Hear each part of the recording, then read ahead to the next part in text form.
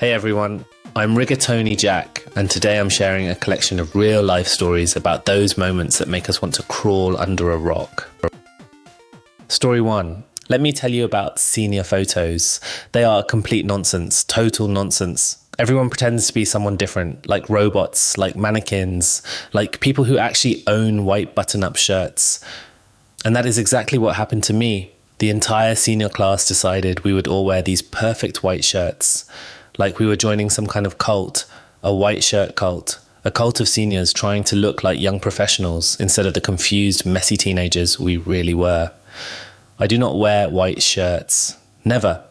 My closet is filled with black clothes, black shirts, black hoodies, black everything. My friend Sarah from West High School calls it my everyday funeral collection. Sarah wears normal clothes. Sarah offered to lend me her white shirt. This is the moment when everything goes wrong. This is when everything always goes wrong. I did not try the shirt on beforehand. That would have been too logical, too reasonable, too sane. Picture this. I was alone in homeroom. The photographer would arrive in 5 minutes to capture my quote-unquote essence for all eternity. And the shirt would not button properly, would not button at all. You know what is really stupid? Taking a picture of yourself failing to button a shirt. You know what is even more stupid? Sending that picture to someone. Then I heard a knock at the door. That is what doom sounds like. That is what chaos sounds like.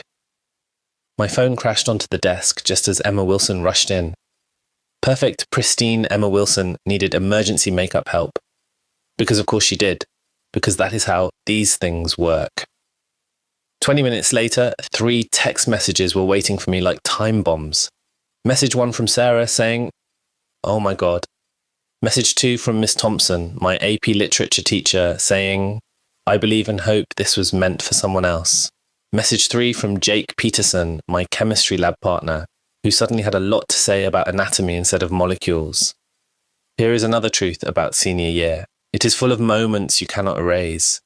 It is full of embarrassments you carry forever. It is full of mistakes that somehow eventually turn into stories. Ms. Thompson pretended nothing happened. Jake stopped talking after I mentioned his mother's phone number. Sarah laughed for what felt like 7 years. About the actual senior photo, I wore Sarah's backup cardigan over a black shirt. Because sometimes the best way to fight against the white shirt cult is to stay true to your everyday funeral style. Because sometimes the best senior photo is not perfect at all. Because sometimes our mistakes make the best memories, even if they never end up in the yearbook. Story 2. Here's something you should know right away. This story is from when I was a kid, a dumb kid. But aren't we all dumb kids at some point? I've always been one of those people who collects random facts like other kids collect baseball cards. And the best way to get those facts, questions, endless questions. Sometimes those questions work out great. Sometimes they explode in your face like a science fair volcano gone wrong. This is about one of those explosions. In 3rd grade, we had 4 different classes. One of those classes had this weird split setup, morning teacher, afternoon teacher. This story is about my afternoon teacher, and her name was Mrs. Virgin. Now, my 9-year-old brain had this all figured out. I thought I was Einstein himself with this logic. If you're from America, you're American. From Canada, Canadian. From Britain, British. So obviously, if your name is Virgin, you must be from the Virgin Islands. Makes total sense, right? Wrong. So wrong. Picture this, little me wobbling up to Mrs. Virgin's desk like a penguin in sneakers, absolutely clueless about what was about to happen. "Mrs. Virgin," I chirped. "I have a question." She smiled that teacher smile. "Go ahead, sweetie." And then I said it, the words that would haunt me for years. "Are you a virgin?" The classroom might as well have turned into a freeze-frame moment. Mrs. Virgin's face went through about 5 different expressions in 2 seconds flat. First came the gasp, then the wide-eyed stare, and finally she pulled herself together like a pro. She put her hand on my shoulder, gentle but firm, and said, "That's not an appropriate question." Me? I just shrugged, said okay, and waddled off to catch my bus like nothing had happened. That's the thing about being 9. You can drop a social nuclear bomb and just waddle away. The question bothered me for a while, floating around in my brain like a lost balloon. But like most things when you're 9, I eventually forgot about it. Years later, it hit me. The memory came crashing back like a forgotten homework assignment, and suddenly I understood exactly what I'd asked my third grade teacher. I swore I'd take this story to my grave. But here I am, sharing my childhood shame with millions of people because, well, sometimes the best stories are the ones that make us cringe the hardest. Story 3. Look, I need to get something off my chest about my biology teacher. We'll call her Miss Parker, and here's the thing. She's gorgeous. Not in a creepy student crush way, but in that objective, universally acknowledged truth way. Like how water is wet and mitochondria is the powerhouse of the cell. For context, Miss Parker has been teaching at Wellington High for 5 years, and in that time she's become something of a legend. The kind of legend that makes other teachers roll their eyes and students develop sudden intense interests in cellular reproduction. She's basically become the gold standard of, how do I put this delicately, posterior aesthetics. You know how some schools have that one teacher who ends up being the subject of all the PG-13 jokes in the cafeteria? Yeah, that's Miss Parker. To the point where my friends and I have developed this totally scientific rating system based on her attributes. Real mature, I know. So there I was, sleep deprived from finals week, running on nothing but energy drinks and poor decisions, when I remembered something interesting. Miss Parker had mentioned she likes to play matchmaker with her lab partners. And, well, there's this girl, let's call her Emma, who's basically the human equivalent of a triple espresso shot. The kind of person who makes you forget basic biological functions like breathing. In my finals addled state, I thought, hey, why not just ask Miss Parker to pair us up next semester? Brilliant plan, right? About as brilliant as trying to drink hot coffee through a Twizzler.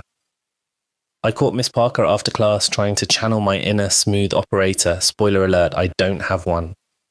The conversation started fine, just your typical student-teacher chat about lab partnerships.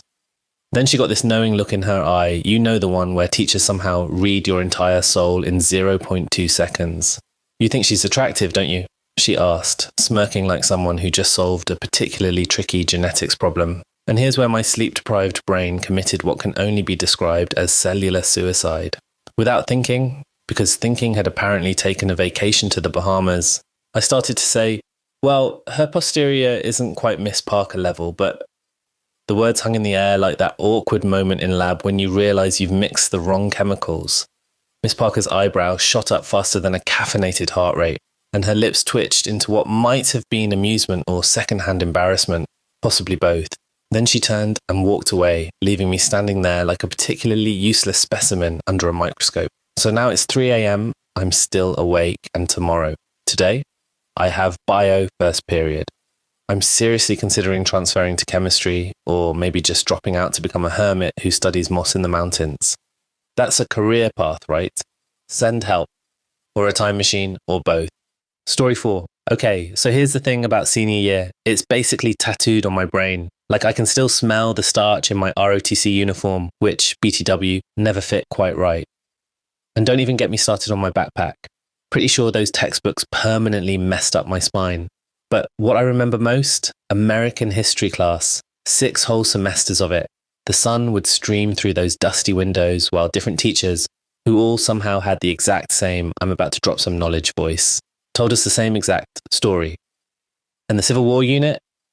OMG. They'd get this look on their faces, like they were about to tell us who Bachelor Nation's next pick was going to be. Now, class, they'd say, all mysterious. Slavery was part of it, but then came this whole complicated explanation about economics and trade and industrial whatever.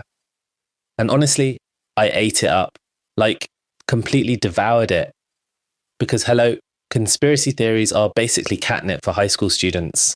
Plus, it made total sense to my teenage brain. Everything else in life had some hidden agenda, right? But today changed everything. I found these things called declarations of secession, which, sidebar, why did no one mention these in class, like, ever? They're basically breakup letters the southern states wrote to the Union. And let me tell you, they are not what I expected. My hands were literally shaking as I read them on my laptop. There wasn't any diplomatic sugarcoating or economic word salad. These documents straight up praised slavery, called it the greatest institution ever conceived. I know, I literally had to walk away from my computer for a minute after reading that. So, obviously, I did what any rational person would do. I panic texted my old classmates. Hey, quick question. Did we ever learn about these documents in class? Their responses were basically a chorus of, what? And never heard of them. And are you sure these are real? And that's when it hit me, like that feeling when you realize you've been singing the wrong lyrics to a song for years. Everything I thought I knew about this part of history was basically a carefully edited Instagram post. You know, filtered and cropped until it looked pretty enough to share. Now I'm sitting here watching the sun do that pretty orange-pink thing it does at sunset, and I can't stop thinking, what else do I think I know that isn't actually true? What other facts in my brain are about as real as those Instagram natural makeup tutorials? Here's what they don't tell you about growing up. Sometimes it means realizing you've been wrong about really important stuff. And then you have to pick up all these pieces of truth and try to make something new with them, something real. I guess that's what adulting is all about, learning to question everything you think you know. It's kind of like when you start noticing stars appearing in the sky one by one as it gets dark. Except instead of stars, it's uncomfortable truths. And honestly, I'm not sure how I feel about that yet. If you're enjoying these stories, make sure to hit that like button. It really helps the channel grow. Story 5. The fluorescent lights buzz overhead in my French university classroom, casting that awful institutional glow that makes everyone look like they haven't slept in days. I shift in my hard plastic chair, trying to focus on Professor Martin's words through the fog of language learning exhaustion. He stands at the front of the room, every inch the distinguished academic in his pressed button-down and wire-rimmed glasses. The kind of professor who probably has a colour-coded system for organising his tea collection. His chalk taps against the board as he outlines our next assignment, but my brain catches on one detail he's left out. I raise my hand, proud of myself for forming the question in French. Professor Martin, should we prepare this as a written report or an oral report? The words leave my mouth and the classroom transforms. The silence hits first, thick and heavy, followed by Professor Martin's face flashing darker than the sunset over the Seine. My classmates, who moments ago were half asleep, explode into laughter that bounces off the walls. Confusion wells up in my chest. My hand is still raised, hovering awkwardly between my desk and the ceiling. Professor, I try again, my voice wavering. Would you prefer an oral presentation? Someone actually tumbles out of their chair, wheezing with laughter. The sound fills every corner of the room, and I sit there, utterly lost, until understanding crashes over me like a wave. Oh no. In French, rapport oral doesn't just mean what I think it means. It has another meaning, one that definitely shouldn't be discussed in a classroom setting, one that would make my grandmother clutch her pearls and fan herself. Heat blazes across my cheeks as mortification settles in my stomach. I want to disappear, to sink through the floor and keep going until I reach the centre of the earth. Or maybe transfer to a university in Antarctica, where I can live among penguins who won't judge my French faux pas. But then something shifts inside me. Maybe it's the absurdity of the situation, or maybe it's the way Professor Martin is trying so hard to maintain his composure while looking like he wants to evaporate on the spot. A giggle bubbles up in my throat, and before I know it, I'm laughing too. The whole classroom rocks with our shared hysteria. Students, professor, and my embarrassed self all united in this moment of accidental innuendo. Tears stream down faces, mascara runs, and not a single person cares. Years later, I can say with absolute certainty that I've never confused those particular French phrases again. Some lessons stick with you, whether you want them to or not, but at least they make for good stories. And now, whenever I think about my time studying in France, I don't remember the grammar drills or the vocabulary lists. I remember this moment when one innocent question turned into the kind of memory that still makes me laugh until my sides hurt. One thing's for sure, I definitely got an education that day, just not the kind I was expecting. Story 6. It's amazing how one tiny language mistake can turn your average Tuesday French class into the most mortifying moment of your semester abroad. Trust me, I would know.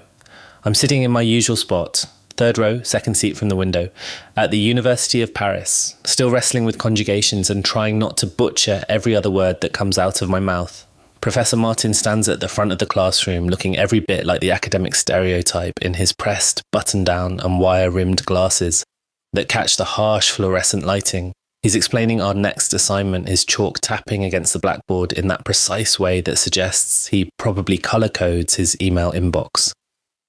But there's one detail he's left out, and being the perfectionist I am, I need clarification. I raise my hand. "Excuse me, Professor Martin," I say in what I think is perfectly acceptable French. "Would you prefer a written report or an oral report?" The classroom goes silent, like hear a pin drop silent. Professor Martin's face turns bright red, matching the cafeteria's tomato soup special of the day. Then it happens. The student behind me snorts. Someone else giggles. Within seconds, the entire class erupts in laughter. Confused and determined to get my answer, I try again. "Professor, you haven't answered. Would you like an oral presentation?" That does it. Marie-Claire actually falls out of her chair, clutching her sides. Even the usually stoic Jean-Luc is wiping tears from his eyes. And then realization hits me like a textbook to the face. In French, rapport oral doesn't just mean what I think it means. Oh no, it has a completely different connotation.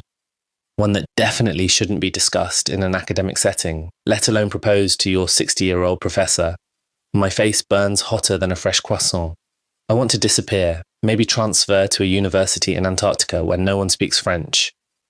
But then something shifts inside me and I start laughing too. Because really, what else can you do when you've accidentally propositioned your French professor in front of 20 witnesses? The whole class, including a very flustered Professor Martin, dissolves into hysterics. It's one of those moments where embarrassment transforms into something else, a shared experience, a story we'll all remember. Years later, I can say with absolute certainty that I've never mixed up those particular French phrases again. Some lessons stick with you forever, even if they make you want to crawl under your desk and never come out. And now, whenever someone asks me about my study abroad experience, I just smile and say, well, there was this one time in French class. Because sometimes the most embarrassing moments make the best stories, once you're safely on another continent, that is. Story 7. I never thought writing could change my life, like, properly change it. But here I am at 18, watching my entire world crumble because of a story that came to me in a dream. Pine Grove, Georgia is tiny. And when I say tiny, I mean it. The population barely hits 200 people. Everyone knows everyone here. The church bells chime every hour. Tradition runs deeper than the red Georgia clay beneath our feet. And me? I've always been that weird kid who lives half in their head, swimming in stories. Writing has been my escape since forever. Sure, I never actually finished anything until last week. That's when this dream hit me. And suddenly I couldn't stop writing. It was different from my usual stuff, a post-apocalyptic romance about two soldiers finding each other in the middle of chaos. The words just flowed. Okay, so maybe I went overboard with the zombie descriptions, but that wasn't the point. The point was the love story. Two people finding connection when everything else was falling apart. The fact that both main characters were guys wasn't meant to be a big deal. It was just real, pure emotion, nothing inappropriate. I thought Miss Thompson, my English teacher, would give me honest feedback.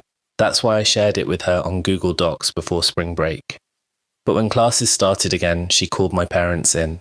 I should have known then that everything was about to go wrong. I sat outside that classroom today, my heart hammering against my ribs as my parents walked in. Miss Thompson didn't care about the violence or the zombies, no. She called it an ungodly relationship. She read parts of my story out loud, each word making me shrink smaller and smaller, while my parents' faces turned to stone. The car ride home was the quietest 15 minutes of my life, but the silence didn't last. "We didn't raise you for this," Mum said, her voice shaking like autumn leaves. "It's just a story," I tried to explain, my words tumbling out. "I'm not gay, I just wanted to write something different, something I'd never experienced myself."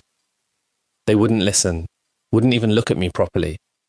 4 hours later, I found myself standing on our front porch with a hastily packed bag, watching our front door close in my face. Now I'm on Taylor's couch, staring at the ceiling, trying to figure out what happens next. September and college feel like they're a million years away. The town's Facebook page is exploding with gossip, and the church group I used to love has turned their backs on me. Isn't it weird how fiction can feel more real than reality sometimes? My phone keeps lighting up with notifications. Each one reminds me that in a small town like this, stories have power, even the ones we make up. Sometimes they have more power than we ever meant them to have. The worst part? I don't regret writing it. Not really. Because for once in my life, I finished something that felt true, even if it cost me everything else. I'd love to hear your own embarrassing stories. Drop them in the comments below. Story 8. I should probably start by saying that I'm not the type of person who goes around accidentally spying on people. Honestly, I spend most of my time either playing piano or hiding in my room trying to survive this absolute disaster of a year that is 2020. But sometimes the universe has other plans, doesn't it? My name is Alex, and this is the story of how I accidentally saw something I really wasn't supposed to see during what should have been a completely normal piano lesson. Picture this. My bedroom has basically become my entire world. Piano in the corner, laptop balanced precariously on a stack of music books, and afternoon sunlight making everything look like some aesthetic YouTube video. I've gotten used to living through screens now. We all have. Even my piano lessons have gone digital, which isn't terrible actually. The sound quality is rubbish sometimes, but I get to wear my comfiest clothes, so that's a win. Right. So, I'm sitting there, mindlessly practicing scales when my phone buzzes. It's Mr. Bennett, my piano teacher, sending the Zoom link. Weird, since we'd changed our schedule and I was certain we still had half an hour to go. But being the surprisingly responsible 16-year-old that I am, sometimes, I decide to check. This is where everything goes spectacularly wrong. The Zoom screen loads and, oh God, oh no. Mr. Bennett is there, but he's not exactly prepared for company. He's partially dressed, thank goodness for small mercies, but he's clearly in the middle of something very private that absolutely no student should ever witness their teacher doing. My brain short circuits, like properly stops working. This isn't happening, I think. Then why isn't he checking his screen? Followed by, please let this be some weird glitch. And finally, I'm going to need so much therapy. I panic shout, hello, at my screen, but he's wearing headphones and obviously has the Zoom window minimized. Of course he does, why wouldn't he? He probably thinks he has ages before our lesson. I smash the leave meeting button so hard, I'm surprised my laptop survives. Then comes the most awkward text exchange of my life. Mr. Bennett, 5:30. Ready for your lesson? Me. Has minor existential crisis. Also me. The actual lesson is torture. Pure, unadulterated torture. Mr. Bennett acts completely normal because in his world, nothing unusual has happened. Meanwhile, I'm trying to focus on Bach while my brain keeps screaming, but you saw the thing. Here's the worst part. I'd already paid for a whole term of lessons. What was I supposed to do? Write an email saying, Dear Mr. Bennett, I accidentally saw you doing something private, but can we please continue with our professional relationship as if nothing happened? So I did the only sensible thing, absolutely nothing. That night, lying in bed and staring at my ceiling, I started laughing. Actually laughing, the kind of laughter that bubbles up from somewhere deep inside and doesn't stop until your stomach hurts and you're gasping for air. Because sometimes in the middle of a global pandemic where everything feels impossible and heavy, maybe what we really need is an absolutely mortifying moment to remind us that we're all just humans, trying our best to navigate this weird new world. Just always check your Zoom settings. Seriously, check them twice. We're about halfway through, and trust me, the stories just keep getting better. Stick around. Story 9. I couldn't stop staring at my hands. They trembled slightly as I sat in Principal Watson's office, the weight of what happened pressing down on my shoulders like a heavy winter coat. 2 years before that, I had started dating Sam. Before that whole mess, I had been friends with Sam's sister Jordan, good friends even. I hadn't known then, how could I have known, that Jordan had feelings for me. Maybe if I had realized sooner, things would have been different. The fluorescent lights were humming overhead, making my skin look sickly pale. I kept thinking back to that day 3 weeks before, when everything changed. Sam and I had been wandering the halls during fourth period, high on the thrill of skipping class. The door to Mr. Peterson's classroom was open, his huge empty art room with the tall windows and paint-splattered tables. "No one will know," Sam had whispered, pulling me inside by my sleeve. My cheeks burned, remembering what happened next. It had felt exciting then, rebellious and perfect and private. But nothing stayed private in high school. Like, ever. Sam told Jordan about it later that night, all giddy with sisterly conspiracy. But Jordan didn't laugh, Jordan didn't smile. Instead, she went straight to their parents, her voice steady as she described exactly what Sam and I had done in Mr. Peterson's classroom. And now Mr. Peterson, kind, quiet Mr. Peterson, who had always let students eat lunch in his classroom when they needed a break from the cafeteria chaos, and was working at SafeMart, arranging cookies in the bakery display case. His marriage was over. His teaching career was finished. All because Sam and I couldn't wait, couldn't think, couldn't see past our own desperate teenage desires. "Miss Roberts." Principal Watson's voice cut through my thoughts. "Your parents are here." I stood up, my legs shaky. I knew I would replay this moment for years to come, wondering if there had been any way to make it right. But some bells couldn't be unrung, some dominoes couldn't be stood back up once they started to fall. The worst part wasn't the punishment I would receive. It was knowing that Mr. Peterson's life had changed forever because of one unlocked door and two thoughtless teenagers who thought they were in love. I walked toward the office door, each step heavy with regret, wondering if this was what growing up felt like, realizing that your actions could break things you never meant to touch. Quick pause. If you haven't subscribed yet, now's the perfect time. Hit that subscribe button and notification bell to catch more storytelling sessions like this one. Story 10. I was 15 when Mr. Carter started teaching my chemistry class. Picture this, early 30s, dad jokes for days, and the kind of teacher who could make even the periodic table seem less like torture. He had these kind eyes behind his glasses and this way of explaining things that made you feel like maybe, just maybe, you weren't completely hopeless at science. Not that I ever said much in class. Nope. I was that kid who practically melted into the back corner, taking detailed notes and turning in perfect lab reports, but never raising my hand. Like, ever. So, Mr. Carter had this wiki page for all his classes. You know the type. Homework assignments, study guides, class discussions. Pretty standard stuff. We could make accounts and post questions and message other students. No big deal, right? Wrong. Because here's what they don't teach you in chemistry. Teenage hormones plus unrequited crushes equals disaster. Capital D. Full stop. I started noticing things. Stupid things. The way he'd roll up his sleeves when he was writing on the whiteboard. How his eyes crinkled when he laughed at his own terrible science puns. The wedding ring on his left hand that I tried so hard to ignore. And then came that night. You know those moments when your brain is screaming, "Don't do it," but your fingers are already typing? Yeah. That was me at 11:47 p.m. on a Tuesday, creating an anonymous account on his wiki site. The message I sent? Oh my God. Like I literally want to build a time machine just to go back and snatch my laptop away. I told him I was his student. Why? I told him I found him attractive. Seriously, why? And then, because apparently I wasn't already dying of mortification, I brought up his wife. His wife, 15-year-old me, actually had the audacity to compare myself to her. The next day, he responded, "Who is this?" And did I take this chance to back away slowly, delete my account, pretend it never happened?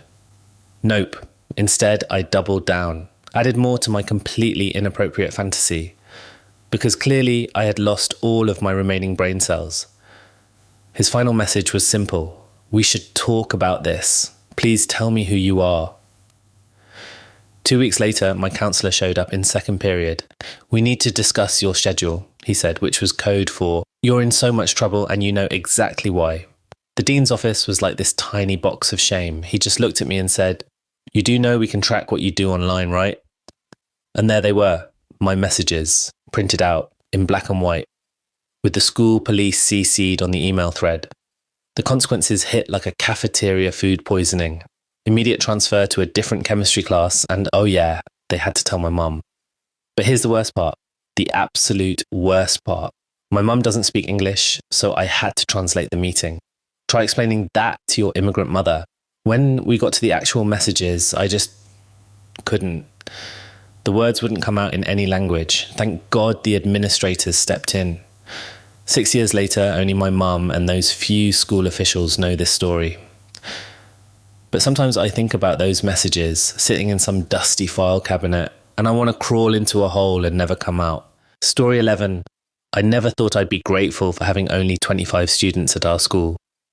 But here's the thing about Riverside Academy for Troubled Youth. When you have just 25 students, everyone knows everything about everyone else. Like, literally everything. There's nowhere to hide.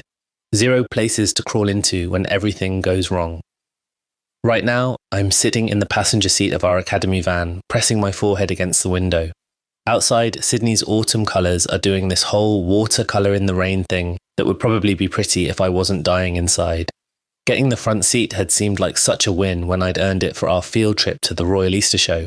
But now, sitting next to Miss Parker, not feeling like such a victory anymore. Would you mind helping me with the directions? Miss Parker asks in that super gentle voice of hers. She's honestly too nice to be working at a school for troubled kids. 27 years old and probably still believing in unicorns or something. She definitely doesn't understand what we are, what I am. Sure, no problem. I pick up her phone like it's made of glass, making sure to hold it where she can see everything. Because that's like rule number 1 at Riverside, be transparent about everything. It's basically tattooed on our brains. Right next to all those memories we're trying super hard to forget. I open the navigation app and let out this huge breath I didn't even realize I was holding. Behind us, everyone's doing their usual thing. Zoe's laughing so loud you'd think someone just told the world's funniest joke. Marcus is quoting every movie ever made. And Sarah's humming something that sounds vaguely like Taylor Swift. It feels almost normal. Almost okay. How about some music? Miss Parker suggests. And I nod because honestly, yes please, anything to make this less awkward.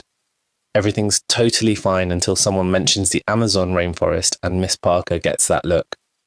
You know the one, that super excited teacher look that we all secretly love but would rather die than admit it. Oh my gosh, we should look up some facts about that. Could you do a quick search? And that's when my stomach basically free falls into my shoes. Such a simple request, right? But my fingers, my completely useless shaking fingers, hit the wrong tab.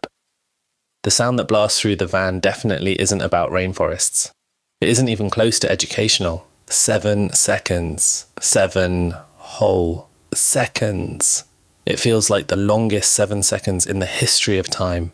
7 seconds of sounds that make my face feel like it's literally on fire until Miss Parker practically dives for her phone, her face turning the exact same shade of red as mine. My friend must have, someone probably... She's stumbling over her words, and for the first time ever, I realise that maybe Miss Parker is actually human. Maybe even a little bit troubled, just like us. Half of the van goes dead silent, while the other half sounds like they're choking on their own laughter. I want to dissolve into nothing, like literally become one with the van seat. Instead, I clear my throat and start reading the actual rainforest facts that Miss Parker manages to find, pretending my voice isn't shaking like crazy. We make this unspoken agreement right then and there. No telling the other students, no telling parents, absolutely no mentioning it ever again for the rest of eternity. Just 25 troubled kids, one seriously mortified teacher, and the shared secret of the most awkward van ride in Sydney's history. I slide down in my seat, thinking about what my therapist always says about victories being complicated. Sometimes winning isn't actually winning. Sometimes it's just another weird way of learning that life is messy and unpredictable and occasionally includes inappropriate sounds coming from your teacher's phone. But you know what? Maybe that's not the worst thing in the world. Story 12. The summer I turned 13, I learned 2 important things about myself. I was terrible at sports, but I was freakishly good at carnival games. Mr. Peterson was everyone's favourite history teacher. He kept a jar of candy on his desk and actually listened when kids needed to talk. The kind of teacher who made you feel like maybe school wasn't so bad after all. That spring, he announced he'd be working the dunk tank at the county fair to raise money for charity. Come support a good cause, he said, dropping Tootsie Rolls on our desks. Plus, every time you dunk me, you get candy. I spent 3 months hoarding every quarter from my allowance and doing extra chores. By the time the fair rolled around, I had enough money for 40 tries, 40 chances at candy, 40 opportunities to show Mr. Peterson I could actually be good at something involving hand-eye coordination. The line at the dunk tank stretched forever. Apparently every kid Mr. Peterson had taught in the past 5 years had the same idea. I waited, clutching my stack of tickets, watching the tank fill and empty, fill and empty. Then, just as I reached the front of the line, Mr. Peterson's shift ended. A woman from another school took his place, adjusting her ponytail as she climbed onto the platform. She smiled nervously at the crowd. I didn't know her. She didn't know me. But I had 40 tickets burning a hole in my pocket, and I understood the precise angle needed to hit that target. What happened next was like a weird dream where you can't stop yourself from doing something. Hit after hit, splash after splash. The poor teacher barely had time to push her wet hair out of her face before she'd go under again. 35 hits out of 40 throws. Nobody stopped me. Maybe they were too shocked. Maybe they were impressed. Maybe they just really wanted to see how long I could keep going. 15 minutes. That's how long I kept that stranger underwater. 15 minutes of perfect, methodical dunking, driven by the promise of candy and the strange satisfaction of being unexpectedly good at something. Looking back now, I realize someone probably should have stepped in. But in that moment, I was just a kid with a stack of tickets and an eerily accurate throwing arm, making the most efficient use of my 3 months of savings. I never did get all that candy. Are you relating to any of these stories? Let me know in the comments which one hits closest to home. Story 13. Looking back now, I can tell you the exact moment when my high school reputation changed forever. Not because of some profound academic achievement or a dramatic declaration of love in the cafeteria. No, my defining moment involved a banana, a bet, and what my friends would later describe as the strangest sound they'd ever heard a human make. Here's the thing about high school cafeteria bets. They never end well. But in that moment, during school break last month, the stakes seemed perfectly reasonable. 1 pizza slice from the cafe in exchange for deep-throating a banana for 60 seconds. A simple transaction, really. Of course, I was the only one who took the bet. In retrospect, that should have been my first warning sign.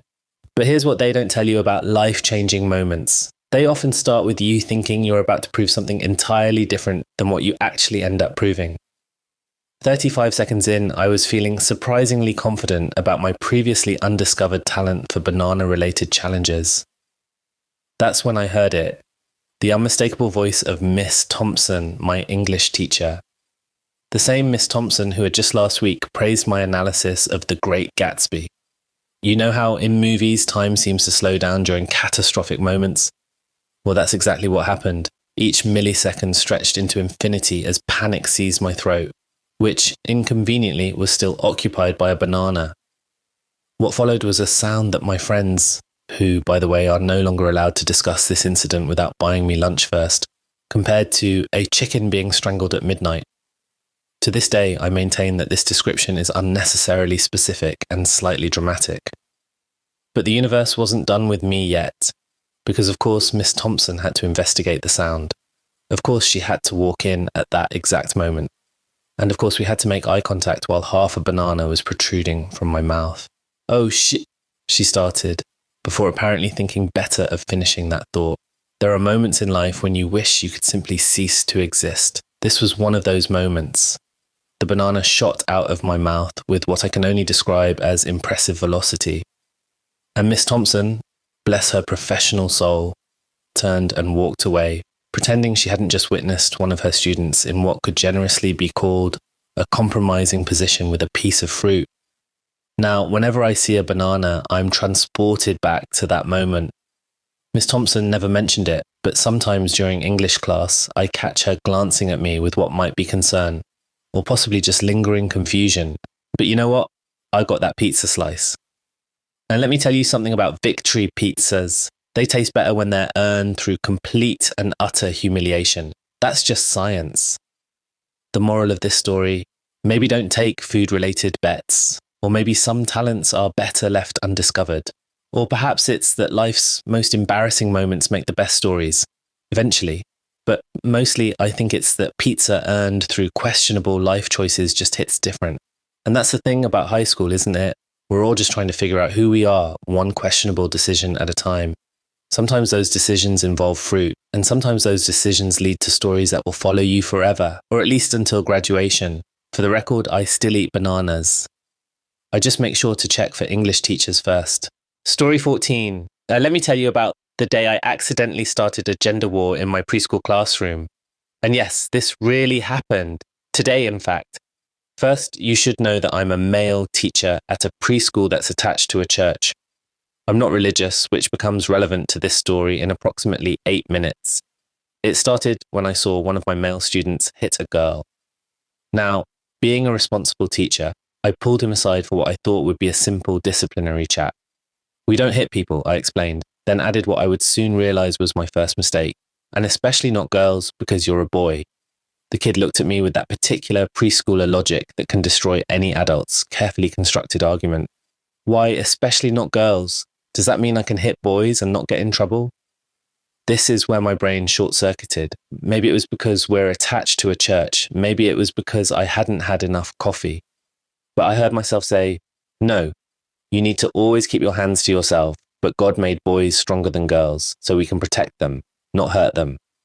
Oh no, I watched as his little face lit up with what he clearly thought was divine revelation. Okay, I won't hit girls, I will be strong and protect them, he declared, as if he'd just been handed the secret to life itself. After his timeout ended, I let him go back to play. That's when the chaos began. He burst into the classroom like a town crier with breaking news. Did you know that boys are stronger than girls? He announced to everyone within earshot, which was unfortunately everyone. Now, here's something important about preschoolers. At this age, most of the girls are actually bigger than the boys, and the tallest girl in our class wasn't about to let this proclamation go unchallenged. She shouted back. I'm bigger than all the boys in here, and I'm stronger too. But our young prophet wasn't backing down. It doesn't matter, he insisted. Mr. Soprano just told me that God made boys stronger than girls, so we can protect them. Right, Mr. Soprano? I wanted to melt into the floor. Well, I started weakly. Some girls are stronger than boys, but we should really just all keep our hands. That's when it happened. Attack! The tallest girl's battle cry pierced the air as she landed a perfect punch to our young theologian's stomach. Suddenly, every girl in the classroom was squaring up against the boys like we were running a preschool fight club. One particularly creative girl started shooting pretend force lightning at a boy, which would have been impressive if it weren't so terrifying. I finally managed to restore order through our days. Through a series of increasingly desperate peace talks. We had a very serious discussion about not hitting anyone, regardless of gender, strength, or midi-chlorian count. For the rest of the day, I could still hear them muttering about gender superiority under their breath, but at least the physical violence had ended. Crisis somewhat averted, lesson definitely learned. Never ever suggest that any group is stronger than another to preschoolers, unless you want to witness the tiniest war in history. Story 15. Look, I need to tell you about the most mortifying thing that's ever happened to me in my entire academic career. Like, we're talking delete all social media and move to a remote mountain cabin. Levels of embarrassment. Fun fact about red lace thongs. They're basically chaos incarnate with elastic edges. They do not, I repeat, do not, belong anywhere near a college classroom. But try explaining that to my underwear, which clearly had its own agenda that day. For context, these weren't supposed to be here. They were meant to be chilling in my hamper after a sleepover at my boyfriend's place. Just innocent underwear rolled up in some jeans, no big deal, right? Wrong. Picture this. Professor Martinez is doing his usual power walking routine across the front of the lecture hall, dropping knowledge bombs about whatever professors discuss when they're trying to sound important trademark.